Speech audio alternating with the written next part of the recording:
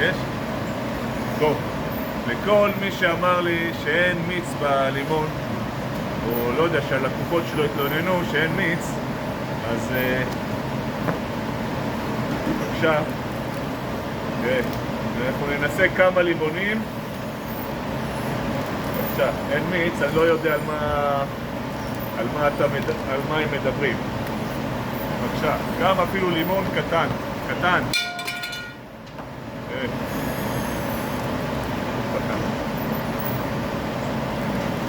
גם לימון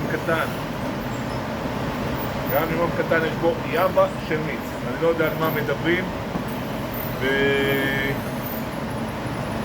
ואני בטוח שמי שלקח והתלונן על לימונים, אני כמעט בטוח שכנראה זה לא היו לימונים שלי, כי אין הגיוני. אני יודע מה אני מוכר, אני יודע מה הסחורה שלי, אני יודע מה היא שווה הסחורה הזאת.